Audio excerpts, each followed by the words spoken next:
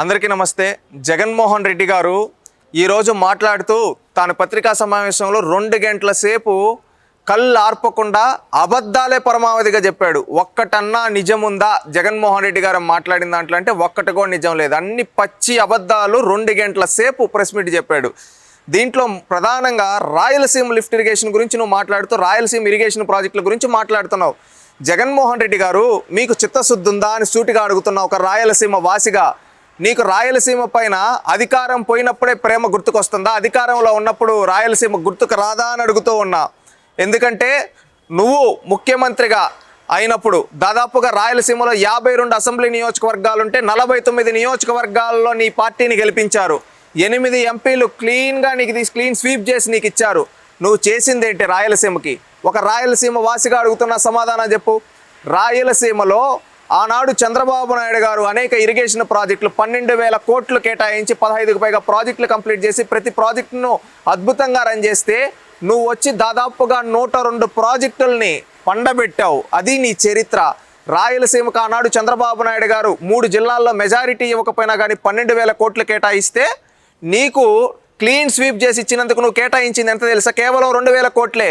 నాడు చంద్రబాబు నాయుడు గారు అనంతపురంకి ఒక కియా తీసుకొని వచ్చాడు, కర్నూలుకు ఒక అతిపెద్ద సోలార్ పార్క్ తీసుకొని వచ్చాడు, ఉర్దూ యూనివర్సిటీ తీసుకొని వచ్చాడు, ఓర్వకల్లు ఎయిర్పోర్ట్ను పూర్తి చేశాడు. అదేవిధంగా నీ జిల్లాలో కూడా అనేక చిన్న తరహా పరిశ్రమలు తీసుకొని వచ్చి గండికోట ద్వారా పులివెందులకు నీళ్ళు ఇచ్చి ముఖ్యంగా సీనిగ పంటలు అరటి పంటలు వేసుకునే రైతులకు డ్రిప్ పైన సబ్సిడీ ఇచ్చే విధంగా ఇస్తే నీళ్ళు అందిస్తే, అదేవిధంగా చిత్తూరు జిల్లాలో ఒక ఎలక్ట్రానిక్ క్లస్టర్గా ఒక ఎలక్ట్రానిక్ హబ్గా మార్చి సిరీ సిటీలో అనేక కంపెనీలు తీసుకొని వచ్చి సెల్కాన్, కార్బన్, డిక్సాన్, టీసీఎల్ ఇలాంటి అనేక కంపెనీలు తీసుకొని వస్తే నువ్వు ఇవేవి చేయకపోగా ఒక్క కంపెనీని కూడా తీసుకురాకపోగా రాయలసీమ నుంచి అమర్ రాజాని, జాకీని తరిమి కొట్టావు. అది నీ చరిత్ర.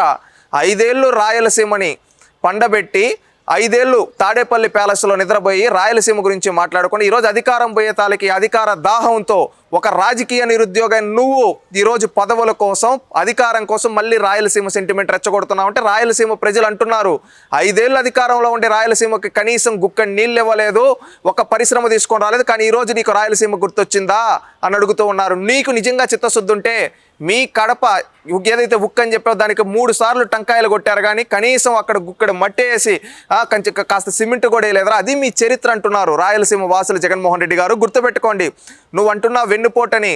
రాయలసీమకు వెన్నుపోటు పూడ్చింది ఎవరన్నా ఉంటారంటే అది జగన్మోహన్ రెడ్డి మాత్రమే. ఎందుకంటే నువ్వు రాయలసీమ పైన ఇరిగేషన్లకి ఒక్క రవ నిధులు కేటాయించకుండా 5 ఏళ్ళు నడిపేశావు. దానికి సమాధానాలు చెప్పంటే దానికి సమాధానాలు చేతులు ఇట్లా నిరుముకుంటా ఎట్లా పడితే అట్లా మాట్లాడుతున్నావు తప్పితే నిజాలు ఎందుకు మాట్లాడటం లేదు అడుగుతున్నారు రాయలసీమ వాసులు. సమాధానం చెప్పు.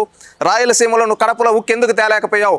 అనంతపురంలో కియాను మించిన కంపెనీ ఎందుకు తేలేకపోయావు? అదేవిధంగా చిత్తూరు జిల్లాలో సిల్కాన్, కార్బన్, డిక్సాన్, టీసీఎల్ దీన్ని మించిన కంపెనీలు ఎందుకు తీసుకొని రాలేకపోయావు అని అడుగుతున్నారు. 5 ఏళ్ళు ఒక్క పరిశ్రమ తీసుకొని రాకుండా ఈరోజు రాయలసీమ గురించి నువ్వు విషయం చెబుతున్నావు అంటే నిజమైన రాయలసీమ ద్రోహి నువ్వు జగన్మోహన్ రెడ్డి. రాయలసీమకి ఏదైనా శని పట్టిందా అంటే అది నువ్వే జగన్మోహన్ రెడ్డి అని తెలియజేస్తున్నావు. ఒకటి, నీకు ఆంధ్రనీవా కాలువ గురించి నువ్వు మాట్లాడితే లిఫ్ట్ ఇరిగేషన్ గురించి అంటే జనాలు ఏమంటున్నారు తెలుసా? జగన్మోహన్ రెడ్డికి తెలిసిన లిఫ్ట్ ఇరిగేషన్ ఏంటో తెలుసా? ఒక ట్యాంకర్లో నీళ్లు తెచ్చి అట్టా ఒక సెట్ వేసి ఆ సెట్లో నుంచి నీళ్ళు వదిలి ఆ నీళ్లు ఆయన వెళ్ళిపోయిన వెంటనే ఆ నీళ్ళు ఆపేసి ఆ సెట్ని లిఫ్ట్ చేసి ఎత్తుకొని వెళ్ళిపోతారు చూడు. అదే జగన్మోహన్ రెడ్డి దృష్టిలో లిఫ్ట్ ఇరిగేషన్ అనుకుంటున్నాడు అని చెప్పంటున్నారు. నీకు ఇరిగేషన్ గురించి ఏం తెలుసు? నీకు లిటిగేషన్లు పెట్టడం తెలుసు, కానీ ఇరిగేషన్ గురించి నీకేం తెలుసు అని అడుగుతూ ఉన్నాం. ఈరోజు నువ్వు రాయలసీమలోని డ్యాముల గురించి కావచ్చు, అదేవిధంగా రిజర్వాయర్లు కావచ్చు, బ్రాంచ్ కెనాల్స్ కావచ్చు, చెక్ డ్యామ్స్ గురించి కావచ్చు, చెరువుల గురించి కావచ్చు, అదేవిధంగా పెన్నా డెల్టా ఎంతవరకు వస్తుంది, తుంగభద్ర రివర్ ఏ ప్రాంతాల్లో పారుతుంది, అదేవిధంగా కృష్ణా జలాలు ఎలా వస్తాయి, ఈ విధంగా నీకు కనీసం అవగాహన ఉందా? లేదు. నీకు ఇవేవి అవగాహన లేవు. నువ్వు ఇరిగేషన్ గురించి మాట్లాడుతుంటే జనాలు నవ్వుతున్నారు. 5 ఏళ్ళు నువ్వు పెట్టుకున్న ఇరిగేషన్ మినిస్టర్లు ఎవరో తెలుసా? ఒకతను అనిల్ అని అరుపులు అరుస్తాడు, సబ్జెక్ట్ తక్కువ, సబ్జెక్ట్ నిల్ అతనికి. అతను ఏమనంటే 1% అంటే టీఎంసీకి క్యూసెక్ డిఫరెన్స్ తెలియదు. అలాంటి అతను ఒకతను పెట్టుకున్నావు. ఇంకొక అతను ఏమంటాడు తెలుసా? అసలు నాకు పోలవరం ప్రాజెక్ట్ నాకే అర్థం కాలేదు అంటాడు ఇరిగేషన్ మినిస్టర్గా ఉండి. ఇలాంటి ఇరిగేషన్ మతిలేని ఇరిగేషన్ మినిస్టర్లో పెట్టుకొని ఇరిగేషన్ని గాలి కొదిలేసి నువ్వు ఈరోజు ఇరిగేషన్ గురించి నువ్వు రాయలసీమ ఇరిగేషన్ గురించి నువ్వు ఏదో మేధావిలాగా ఏదో కన్సల్టెంట్ ఇచ్చింది చూసి అబద్ధాలు చెప్తూ ఉంటే జనాలు నవ్వుతున్నారు. ఇతనికి ఇంకా బుద్ధి రాలేదురా, మనం ఓడించినా కానీ గతంలో 5 ఏళ్ళు ఇరిగేషన్ మినిస్టర్ చేతగాని వాళ్ళని పెట్టాడు, ఈ రోజు వచ్చి ఇతను ఇరిగేషన్ గురించి లెక్చరర్లు ఇస్తున్నా, కనీసం ఇతనికి సీమలో నీళ్లు ఎలా వస్తాయన్నా తెలుసా అని అడుగుతూ ఉన్నారు. ఒక్క ప్రాజెక్టు నువ్వు కంప్లీట్ చేయాల. నీకు నిజంగా చిత్తశుద్ధి ఉంటే ఆ రోజు 2020లో ఎన్జిటీలో కేసులు వేసినప్పుడు నువ్వు ఎందుకు వాదనలు వినిపించలేకపోయావు? నిజంగా నీకు సీమ పైన అంత ప్రేమ ఉంటే ఒక సీమ బిడ్డగా నువ్వు ఎందుకు వాదనలు వినిపించలేకపోయావు? ఎందుకు పూర్తి చేయలేకపోయావు? 3000 కోట్లే అంటా ఉన్నావు కదా, ఎందుకు చేయలేకపోయావు అని అడుగుతున్నావు. నీకేంటంటే అది ఒక రాజకీయంగా నువ్వేదో ఒక సెంటిమెంట్ రగల్చడం కోసం పేరు రాయలసీమ లిఫ్ట్ అని పెట్టి గాలికి వదిలేసావు. ఇప్పుడు అధికారం పోయే తాలకి సెంటిమెంట్ని రెచ్చగొట్టడానికి ఉదిస్తున్నావు. ఇది నీ దుర్బుద్ధి. ఈ నీ దుర్బుద్ధిని రాయలసీమలో ఉండే ప్రజలు, యువత అందరూ గ్రహిస్తున్నారు. ఎందుకంటే నీ సొంత నియోజకవర్గంలో కూడా నువ్వు మొన్నెళ్ళి నీళ్ళు వదిలే పూజ చేసావు చూడు, ఆ నీళ్ళు కూడా చంద్రబాబు నాయుడే ఇచ్చింది. అది నీ సొంత నియోజకవర్గం. 1978 నుంచి ఈ రోజు వరకు 4-5 దశాబ్దాలుగా మీ కుటుంబాన్ని ఆదరిస్తున్న నియోజకవర్గానికి గుక్కెన్ నీళ్ళు ఇవ్వలేని నువ్వు ప్రాజెక్టులు కడతావంటే ఎవరు నమ్ముతారు? జగన్మోహన్ రెడ్డి గారు, అది గుర్తుపెట్టుకోండి. ఇంకొకటి, జగన్మోహన్ రెడ్డి గారు మీరు ఇంకొక ప్రాజెక్టు భోగాపురం గురించి మాట్లాడుతూ ఉన్నారు. మిమ్మల్ని సూటిగా అడగదలుచుకున్నాం. అదే భోగాపురం ఎయిర్పోర్ట్ గురించి ఎర్ర బస్సు కూడా రాని దగ్గర ఎయిర్ బస్ ఎందుకని గేలి చేసింది నువ్వు కాదా? విశాఖపట్నం ఎయిర్పోర్ట్ ఉండగా ఇంక భోగాపురం ఎయిర్పోర్ట్ ఎందుకని మాట్లాడింది నువ్వు కాదా? సూటిగా అడుగుతూ ఉన్నాం, సమాధానాలు చెప్పండి. ఇదే కాకుండా నాడు టెండర్లు జిఎంఆర్కి ఇస్తే చంద్రబాబు నాయుడు గారు బినామీకి ఇచ్చుకున్నాడని మాట్లాడింది నువ్వు కాదా? అదేవిధంగా నాడు భూసేకరణ చేస్తుంటే అడ్డుకోవాలని చూసింది నువ్వు కాదా? ఈ విధంగా ఇన్ని మాట్లాడి ఇంకొక మాట కూడా అన్నావు, బుర్రుండేవాడు ఎవడన్నా భోగాపురం ఎయిర్పోర్ట్ ఆలోచన చేస్తాడా అని మాట్లాడావు. ఇన్ని మాటలు మాట్లాడేసి ఈరోజు నిస్సిగ్గుగా నేనే కట్టాను భోగాపురం అని చెప్పి క్రెడిట్ తీసుకోవాలనుకుంటున్నావంటే నీ చరిత్ర లాంటిదో చూడు. నిన్న లోకేష్ గారు అన్నట్టు పీపీపీలు రద్దు చేసిన చరిత్ర నువ్వు తీసుకో, కంపెనీలు వెళ్ళగొట్టిన చరిత్ర నువ్వు తీసుకో, ఇవన్నీ క్రెడిట్ నువ్వు తీసుకో. ఎందుకంటే నీ క్రెడిట్ అంతా ఏంటంటే నేర చరిత్ర, అదేవిధంగా కంపెనీలు వెళ్ళగొట్టే చరిత్ర నీ క్రెడిట్. నువ్వు ఎప్పుడు డెవలప్మెంట్ అనేది నీ డిక్షనరీలో లేదు, నీ డిఎన్ఏలో లేదు. నీ డిఎన్ఏలో ఉండేది ఏంటంటే ఫ్యాక్షనిజం, రౌడీజం, గూండాయిజం, ఇవి నీ డిఎన్ఏలో ఉన్నాయి.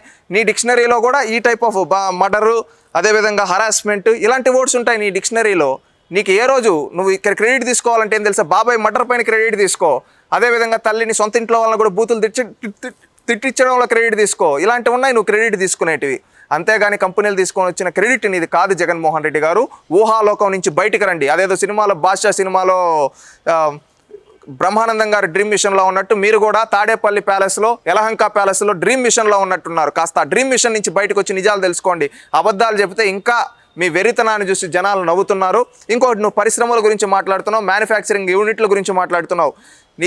నువ్వు ఉన్నప్పుడు ర్యాంకింగ్లు వచ్చాయంటే అవి చంద్రబాబు నాయుడు గారు గతంలో తీసుకొని వచ్చిన కియా వల్ల, లేకపోతే సెల్కాన్ వల్ల, కార్బాన్ వల్ల, డిక్సాన్ వల్ల, టీసీఎల్ వల్ల, ఆ రోజు అశోక్ లైలాండ్ చంద్రబాబు నాయుడు గారు తీసుకొని వచ్చిన కంపెనీల వల్ల ఆ రోజు నీకు ర్యాంకులు వచ్చాయి. కానీ నువ్వు తీసుకొని వచ్చిన ఒక మ్యానుఫ్యాక్చరింగ్ కంపెనీ చెప్పు జగన్మోహన్ రెడ్డి అంటే ఒక్కటి చెప్పుకునేదానికి లేదు. నువ్వు మాట్లాడుతూ ఉన్నావు. ఇంకొకటి, ఈరోజు కంపెనీలు వెళ్ళిపోతున్నాయని నువ్వు చెప్పిన పేర్లు ఏంటో తెలుసా? నీ బినామీ కంపెనీలు, అది నీ చరిత్ర. మళ్ళీ నువ్వు అంటున్నావు కంపెనీలకి ఈ విధంగా భూములు ఇచ్చేస్తున్నా. టీసీఎస్కి ఇచ్చారు. ఆ టీసీఎస్ వల్ల 10,000 ఉద్యోగాలు, 20,000 ఉద్యోగాలు వస్తున్నాయి ఆంధ్రప్రదేశ్ రాష్ట్ర. కాగ్నిజెంట్కి దానివల్ల 20,000 ఉద్యోగాలు వస్తున్నాయి ఆంధ్రప్రదేశ్ రాష్ట్రానికి.